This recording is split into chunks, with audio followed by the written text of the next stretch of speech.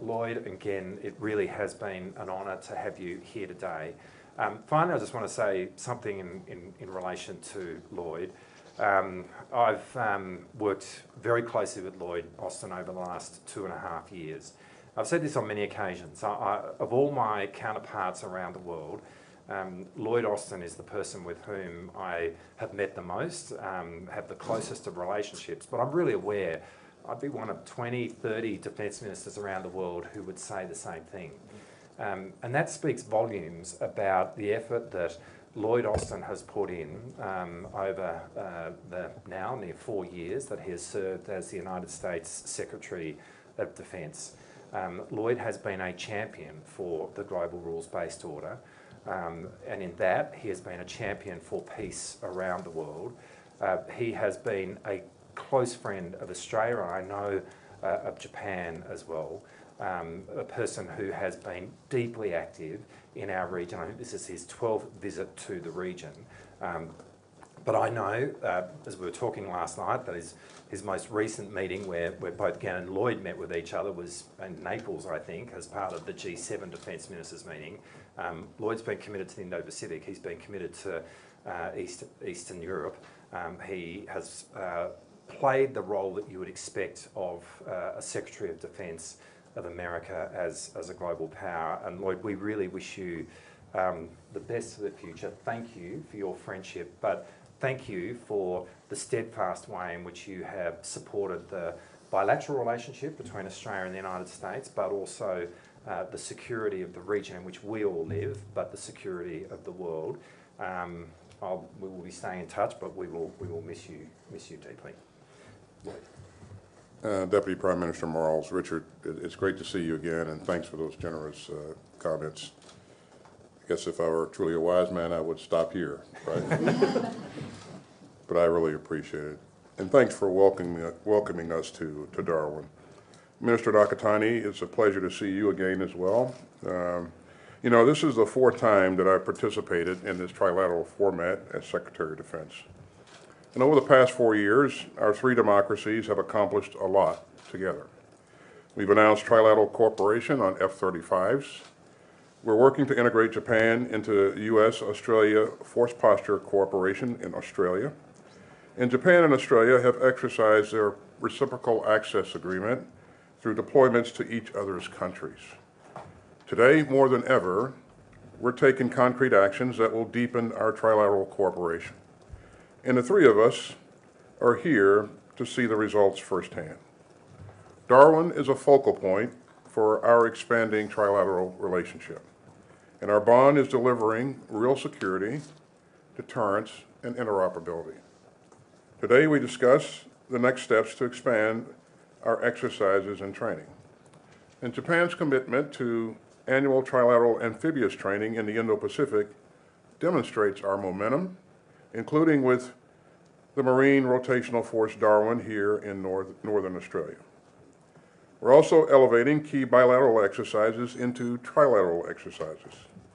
And Australia will now participate in ground force exercises Yamasakura and Orient Shield, along with joint exercises such as Keen Edge and Keen Sword. And starting in 2025, we'll increase the complexity of our trilateral exercises, including Southern Jackaroo and Talisman Sabre. Looking further out, Talisman Sabre 2027 will include an air and missile defense live-fire event. And taken together, this is major progress, and it will help ensure a more stable and prosperous region. Beyond these exercise milestones, today we welcome Japan's increased participation in U.S.-Australia force posture activities. Through this work, we're eager to deepen Japan's cooperation with the Marine Rotational Force Darwin. And we'll continue to grow our trilateral intelligence sharing and to increase our surveillance and reconnaissance activities. Today, I'm also pleased to support Australia's increased participation in the U.S.-Japan Bilateral Information Analysis Cell. The intelligence capabilities and professionalism of Australia's forces will be a force multiplier. and that will advance our goals for a secure and peaceful Indo-Pacific. And finally, we're excited to build advanced capabilities with Japan and Australia. We're moving forward with our trilateral research, development, test, and evaluation projects arrangement, focusing on composite aerospace materials and autonomous systems. In the same vein, we're deepening our discussions on cooperative combat aircraft and autonomy. And we're also discussing opportunities to boost cooperation with Japan on AUKUS Pillar 2 projects. And we're committed to working together in these areas. And Deputy Prime Minister Marles and Minister Nakatani, thanks for your leadership and your commitment to security in the Indo-Pacific. I am absolutely proud of all that we've accomplished together, and together we're continuing to build on the progress our three countries have achieved over the past 4 years. And I look forward to continuing to grow our partnership and to endure well into the future. And thanks very much, and Minister Nakatani, over to you. Hi, I am Ken Nakatani, but I'm not a general, not a period, my name. 日本語で行いますので、どうぞトランシーバーをお付けください。はじめに、リチャード、ロイド、そして、本会談の開催に尽力をされた皆様方に、感謝御礼を申し上げます。ここはインド洋と太平洋の結節点でありまして、米軍がローテーション展開をするオーストラリア北部の要衝でありますダーウィにおきまして、日米オーストラリアの防衛相会談が開催されるのは初めてでありまして、日米豪連携の象徴として非常に意義深く感じるところでございます。日米豪は同志国連携の中核でありまして、自衛隊、米軍、オーストラリア軍の共同能力を着実に高め、そして平素から緊急事態に至るまであらゆる状況におきまして、実効的に連携ができるようにすることが重要であります。こうした観点から、私から日米豪防衛協議体 TDC というメカニズムを提案をし、そしてオースティン長官とマールズ大臣の同意をいただきました。このメカニズムというのは、まず閣僚級協議の定期開催による方向性の指示、そして政策サイド、運用サイドによる実務者協議によるフォローアップ、第3に地域の緊急事態に関する机上演習 TTX、これの実施などを通じまして、日米豪防衛協力の実効性向上に寄与することを目的とするものでございます。また、抑止力、対処力を強化するための取り組み推進のために、オーストラリアで水陸両用訓練をはじめ、米軍戦力体制イニシアティブ、これへの我が国の関与、そして強化、次に売薬へのオーストラリア軍のさらなる関与に向けて取り組んでいくということ、そして最後にネットワーク化された防空ミサイル防衛アーキテクチャについて、ミサイル脅威への対処等の情報共有の在り方について議論をしていくことなどで一致をいたしました。ネットワーク化された防空ミサイルの防衛アーキテクチャでございます。そして今回設立をいたしました TDC、日米防衛協議体のメカニズムも活用しまして、日米豪防衛当局間であらゆるレベルでの緊密に連携をしてまいります。また、日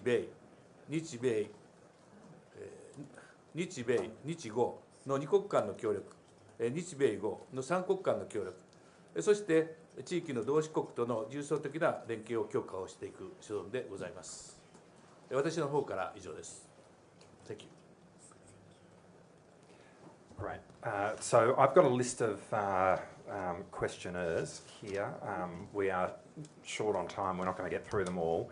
3 lots of 3, but we will do our best. So we're starting with Matthew Knott of the 9 Papers. No, Mike.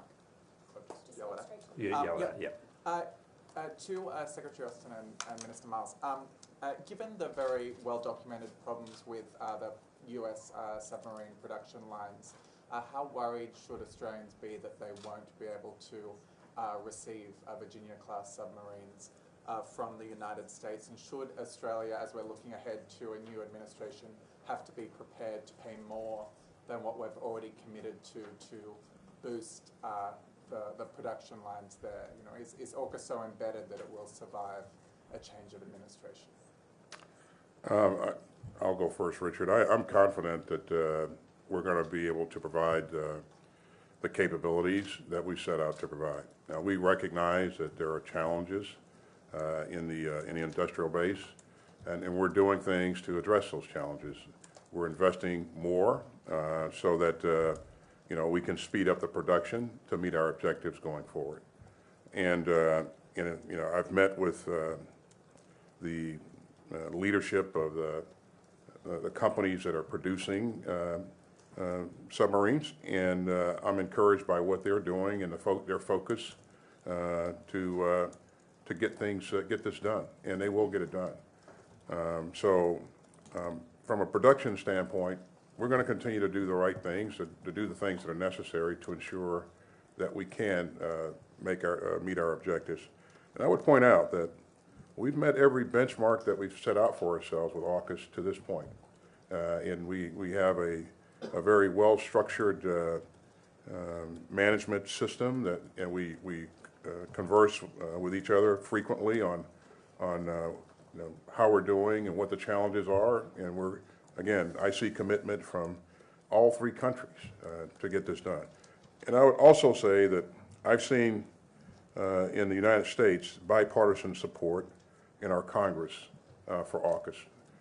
We recognize that this is a generational capability that will make a significant difference in promoting security and stability in the Indo-Pacific region.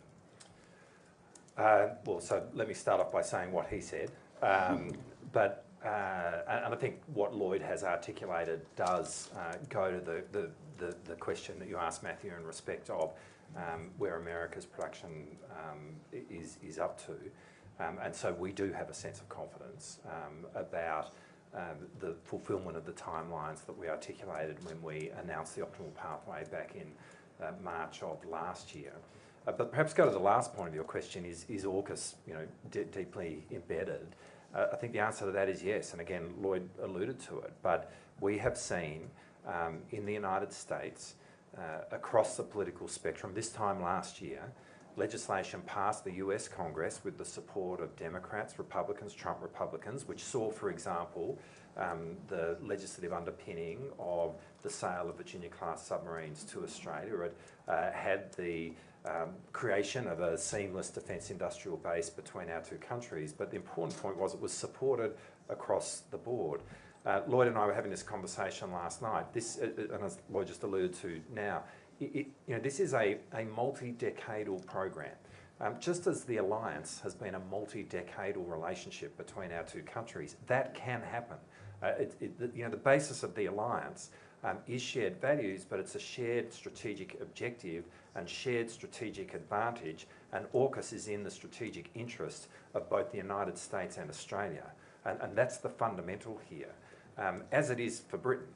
And so, you know, we are seeing AUKUS survive change of governments in Australia, in the United Kingdom, and it will happen in America as well. This is really deeply embedded across the political spectrum in all our 3 countries, because it is in the strategic interest of all our 3 countries. Haley from CNN. Yes, thank you so much. Secretary Austin, first, President Zelensky said, I believe yesterday, that he believes the Trump administration will end the war in Ukraine faster. Do you believe that this administration did not move fast enough in its efforts to end the war, and sort of what is your response to that? And for Ministers Nakatani and Marles, have either of you spoken with President-elect Trump or his team And sort of what are your expectations, I guess to follow up on that last question, of this relationship moving forward with the new administration? Thanks for the question, Haley. It goes without saying that based upon our support and the support of some 50 other countries, we have put Ukraine in a place where it was able to defend itself, defend its sovereignty against the largest military in Europe for 2.5 years. And so if you look at the broader picture here, as you've heard me say before, Putin has not achieved one strategic objective in 2.5 years, over 2.5 years. And he's lost a lot of people in his misguided endeavor. So this war could end today. It could have ended 2 years ago or 2.5 years ago if Putin would have decided to make the right decision and pull his forces out of Ukraine. This is an unjustified and unprovoked invasion. And so all of us would want to see this resolved soon, sooner versus later. But again, we want to make sure that Ukraine is in the best position to protect its interest, however it's resolved in the future. And I believe that, as you've heard me say before, at the end of the day, it will be resolved through negotiations. So again, Putin could end this today, and he should end it today, because it is an unprovoked and unjustified invasion. Ken? はい、ウクライナにつきましては、我が国は積極的に支援をいたしております。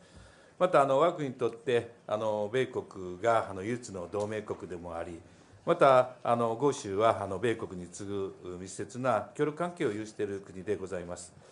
で、オーカスの第2の柱がございますが、これは米英豪の3カ国の協力でありまして、同盟国、同志国との間の連携は先進技術から支えるものでありまして、我が国と日英豪の3カ国の共通の能力を強化をし、そして地域の抑止力、対処力を強力にするものでございます。今年の9月には、オーカスの首脳、そして国防大臣声明におきまして、我が国との防衛装備、厳密に言いますと、海洋無人機システムに関する協力の機会を模索すると発表されております。その上で、本年の10月にオーストラリアで開催されました海洋無人機のシステム等に関する多国間の実験演習であるこの行事にですね、防衛庁の専門家等を派遣をいたしました。今回の会談で日英豪3カ国のこうした進展に歓迎するとともに、今後とも日米豪の協力を増すことによって、この世界の平和に対しても貢献していきたいと思っております。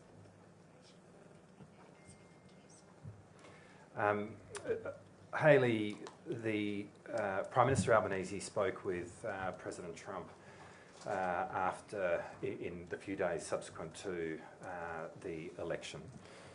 In answer to your question about what we expect from the incoming Trump administration, you know, Australia's interest, but it's not just Australia, is so bound up in American global leadership. American global leadership since the end of the Second World War is really what has underpinned the establishment of a global rules-based order by which differences between countries can be resolved not in accordance with power and might, but in accordance with the rule of law. Why that is in the interests of a country like Australia is because it gives us agency. Most countries in the world are obviously not of the size of the United States. Having a system which enables disputes to be worked out in accordance with international law actually is what builds the sovereignty of a nation like Australia. So what we look to always in respect of the United States is that global leadership. Now we are confident that we will see that from the incoming Trump administration. When you look at what those who have been associated with President Trump's campaign have said in respect of America's place in the world. It speaks to American leadership. When you look at the appointments that President Trump has made for his incoming administration, these are people who have spoken to American leadership. And it's not just by word, although it is by word, it's by action.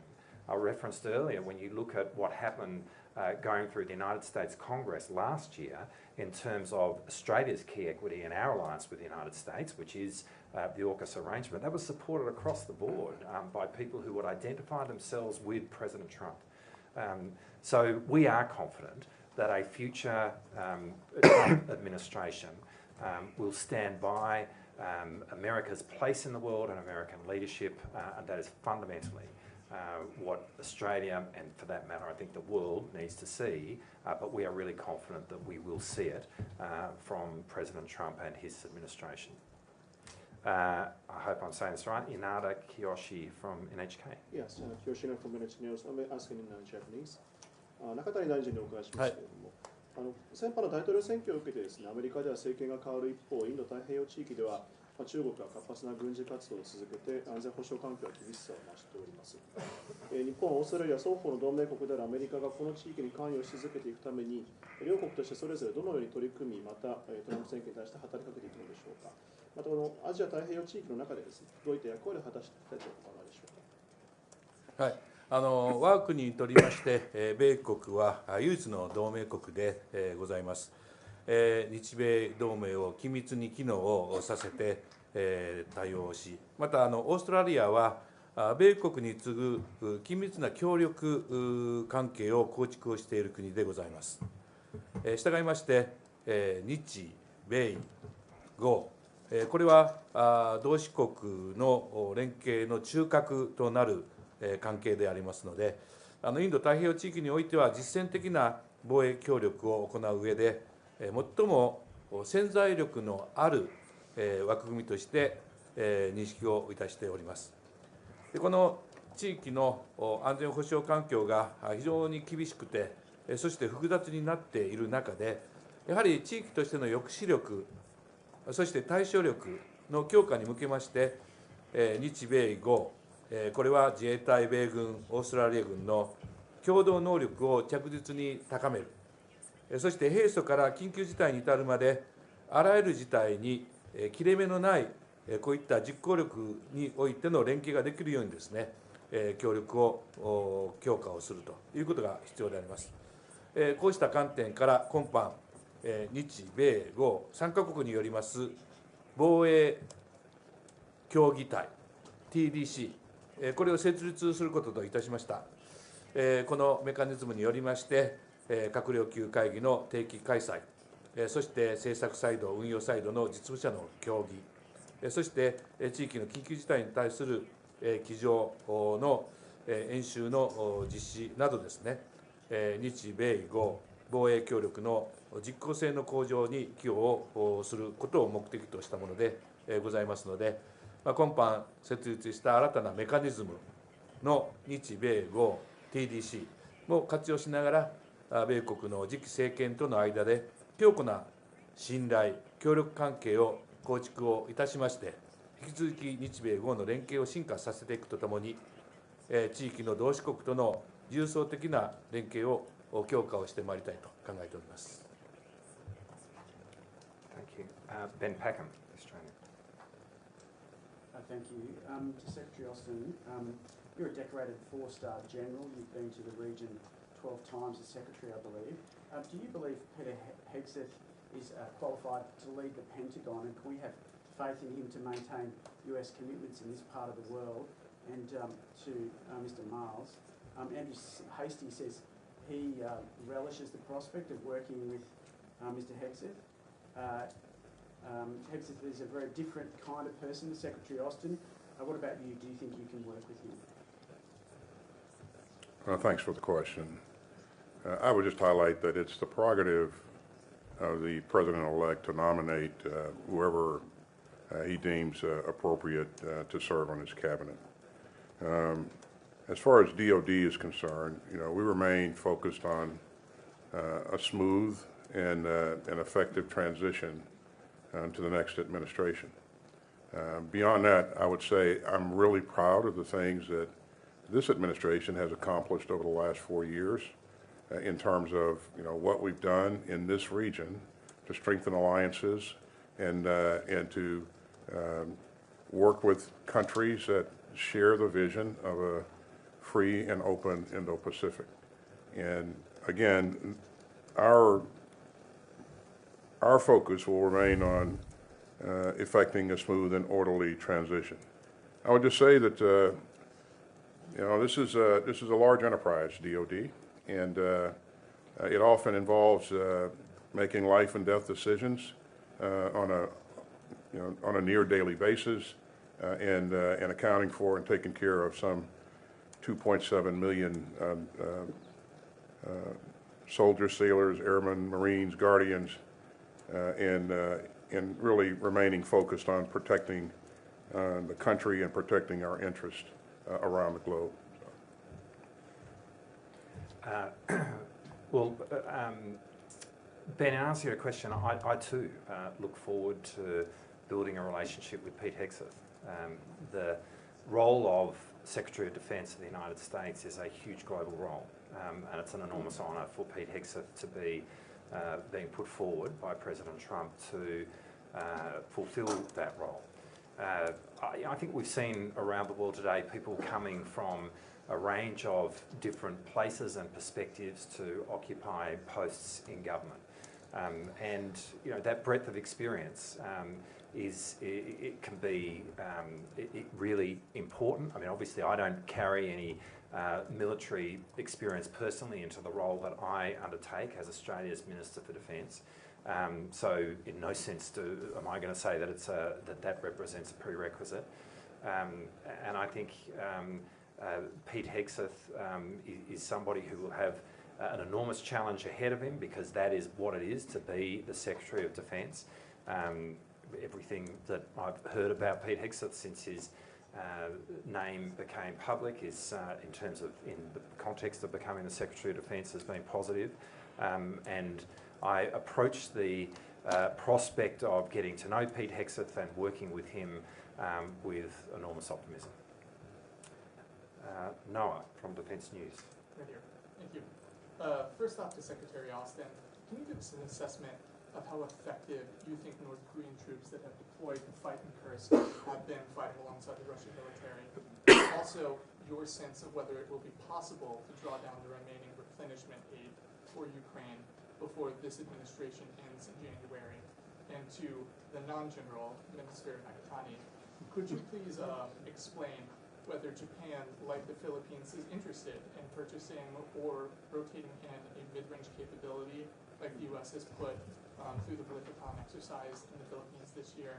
And the Army Secretary suggested this could be helpful for the U.S. and Japan if they went forward. Do you have any comment on that? Thanks for your questions. First of all, regarding the effectiveness of the DPRK troops, we've not seen much fighting from them at this point, but I am, my belief is that we'll see that soon. Now, I think that a force like this will undergo the challenges that we would expect, in that there's a language issue that they have to overcome in working with their Russian counterparts. There's not been the same kind of training and development that we've seen amongst our allies here, and we were just out visiting our troops today and talking about interoperability. Interoperability has something to do with having the same type of equipment, but it's a lot to do with understanding common policies and procedures, and understanding and trusting the people that you're working alongside. Now, these forces have not worked together before, based upon the language barrier, based upon a lack of common procedures, lack of common equipment. You would expect that there will be some friction. In terms of how effective they'll be is left to be seen. In terms of whether or not we'll be able to deliver, all of the equipment or security assistance that we're authorized to deliver before the end of the year, we're going to keep doing what we've done from the very beginning. and that is rushing very much needed security assistance to Ukraine as fast as we can. And we're going to focus on those things continue to focus on those things that they need the most. We'll make as big a difference as possible with the time that we have remaining. And hopefully we'll see continued support, bipartisan support for Ukraine from our Congress going forward. はい。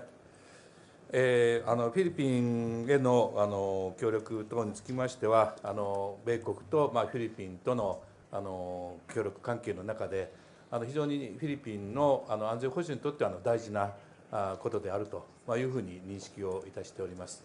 現在のところ、日本がこれに参加するということは特に考えておりません。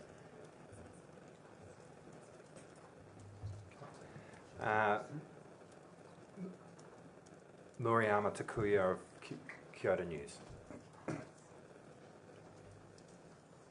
共同通信の村山です。はい。中谷大臣に伺います。はい。インド太平洋地域では北朝鮮をはじめとしてミサイルの懸念が高まっています。3カ国には共通の装備品もありますが、相互の連携や情報共有など具体的にどう進めていくかお考えでしょうか。また防空だけでなくターゲティング面での連携をどのように進めていくかお考えでしょうか。はい。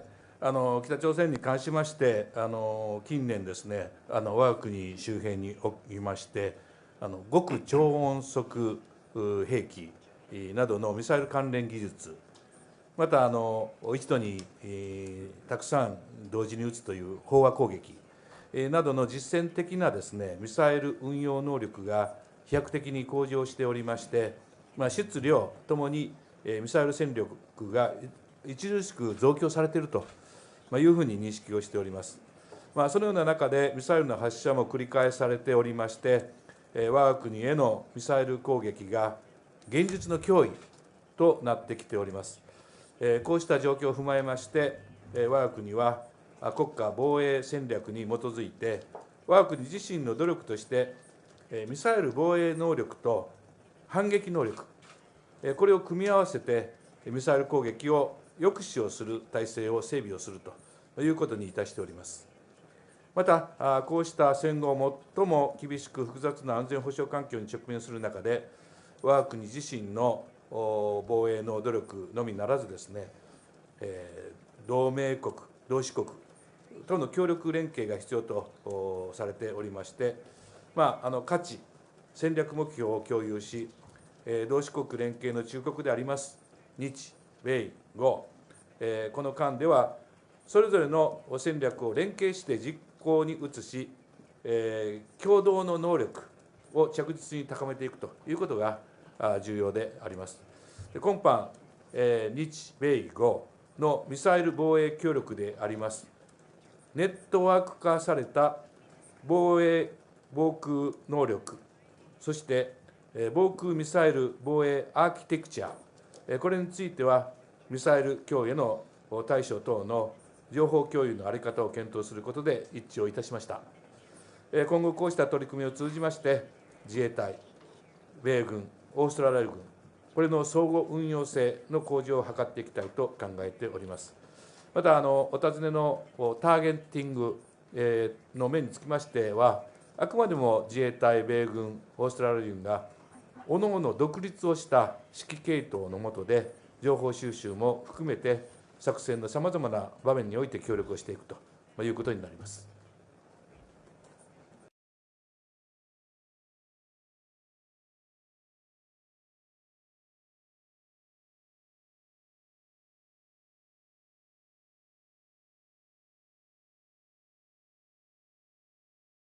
Deployment from 2027. This is on top of our long-standing arrangements with communication facilities such as Pine Gap.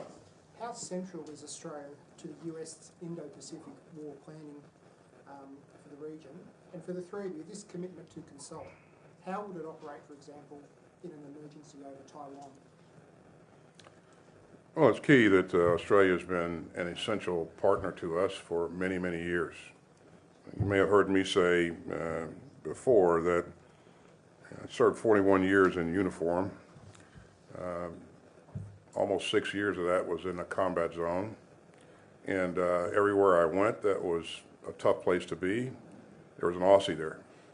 And so that relationship is invaluable. We share the same values. We treasure each other's professionalism, and we've worked together on and off over decades. And we expect that that work will continue going into the future. We share a common vision of a free and open Indo-Pacific. And that's really important to us, but it's also important to all of our partners and allies in the region. And we're going to continue to work together to promote that common interest. So Australia is a valuable partner today. It will be a valuable partner or ally going forward. And it has been over the years, over the decades, a really reliable and effective ally that's just been remarkable in my view. So. Thanks, Lloyd. The commitment to consult in respect of regional defence issues is just that. And this is across the spectrum of those issues. It could be an HADR event, a cyclone, an earthquake, a tsunami, where defence forces need to coordinate in terms of providing assistance. It could be in relation to the kind of work that we've done in terms of ensuring that we're bringing stability to countries within our region, such as what occurred with Solomon Islands back in the early 2000s, or the regional mission that we led in Timor-Leste. What this is that no matter what that circumstance is, that the three of us will consult each other.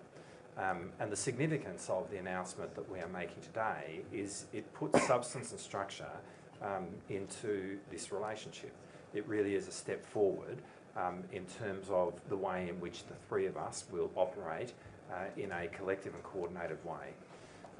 And the way to read this is to be thinking about it in terms of the ambition that the three of us are bringing to the table for this grouping.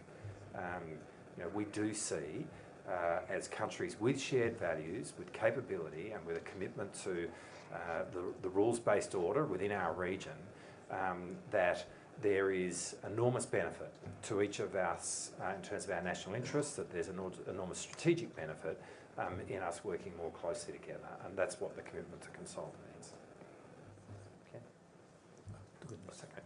Okay. Brandy from Defence Scoop. Hi, thank you for doing this. Are y'all exploring new commitments for basing U.S. hypersonic weapons in Australia or Japan down the line? Are your governments open to that? And broadly, can you speak to any new or concrete examples of how this agreement will enable your nations to deter China in ways you haven't been able to before? Do you want me to? Sure.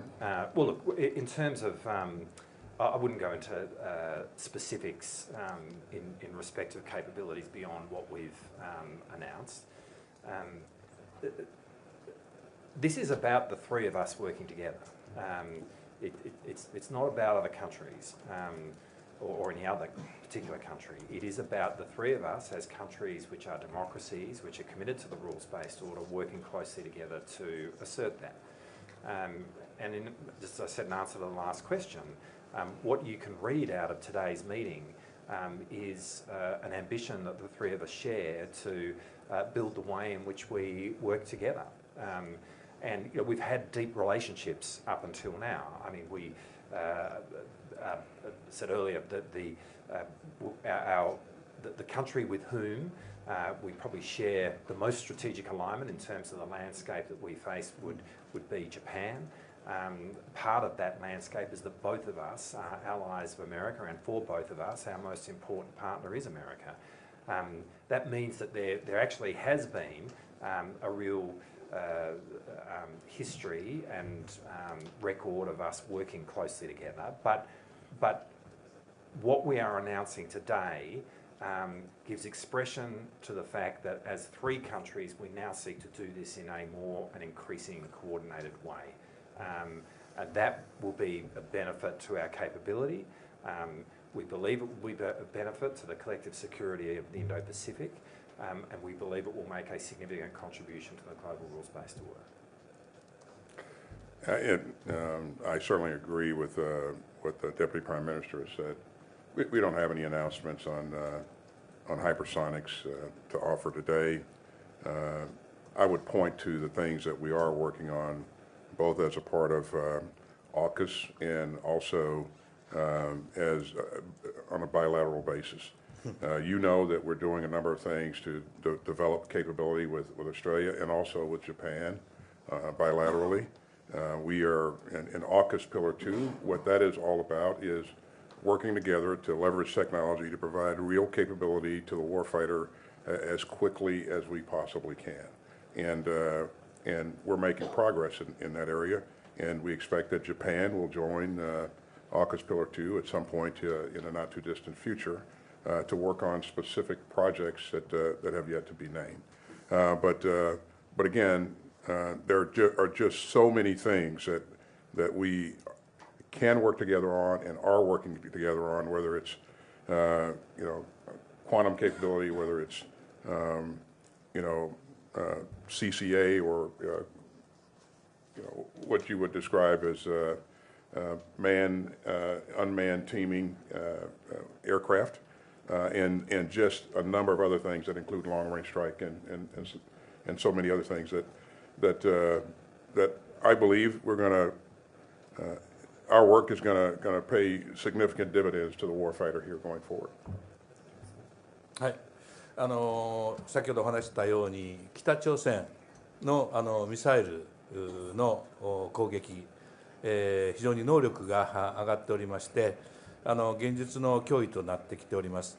こういった問題に対してはですね、我が国自身の努力のみならずですね、やはり同盟国や同志国との協力連携が必要でありまして、今後日米豪の間で戦略を連携しながらですね、共同の能力を高めていって実行していくと、そういう中でネットワーク化された防空ミサイル防衛アーキテクチャについては、ミサイル脅威の対処の共同情報の共有の在り方などを検討することで協力をしていきたいと思いますが、また訓練面におきましては、2026年にはオーストラリアで行うヒッチブラックにおける日米豪の間の F35、これの相互派遣を念頭にですね、今詳細を検討しておりまして、こういった豪州において日米豪また日豪などの共同訓練を行うということは、日本の部隊の総合運用性また能力を高める上でですね、極めて重要であるというふうに認識しておりますので、今後米国および豪州とさらに検討を進めてまいりたいと思っております。And finally, Tamura Naohiro of Yomiuri Shimbun. I asked a question for Mr. Marles in Japanese, so please. オーストラリアの次のフリゲート艦についてお聞きします。4カ国のうち日本とドイツの案に絞り込まれたと現地で報道されていると承知しています。可能であれば現在の検討状況を教えてください。それとオーストラリア政府として次のフリゲート艦はどういった点を重視しているのか、最上型護衛艦の強化や日本への期待も合わせてお聞かせください。At the beginning of this year, in response to a surface fleet review, we announced the future structure of our Navy's surface fleet, and that as part of that, there would be a general purpose frigate. And we wanted to bring a new general purpose frigate into operation as soon as possible within this decade, which is a very fast acquisition. So the first point in answer to your question is that what we are seeking in terms of acquiring a general purpose frigate is to have a very speedy acquisition. Because of that, what we did was name at that point a number of companies with a number of designs of ships that were currently in service, with the prospect of them being initially built overseas and then that build being transferred to Australia as a means by which we would be able to acquire an existing capability in the world quickly. As you say, we have down selected now to two companies who are providing 3 designs amongst those 2, but one of those is Mitsubishi Heavy Industries Megami class frigate, which is in service now. It's a very capable platform, and we will now work very closely with Mitsubishi Heavy Industries in terms of their bid. Our intention is to make a final decision in respect of this through the course of next year.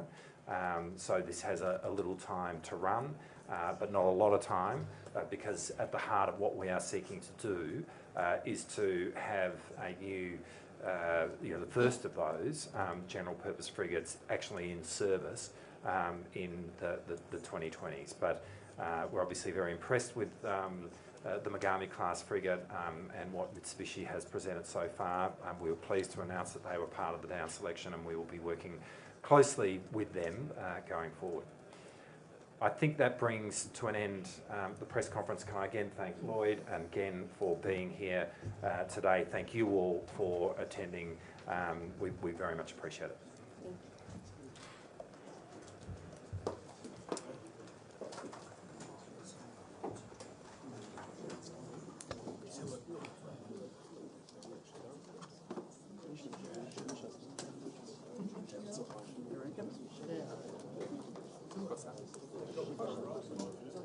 Yeah. 3 from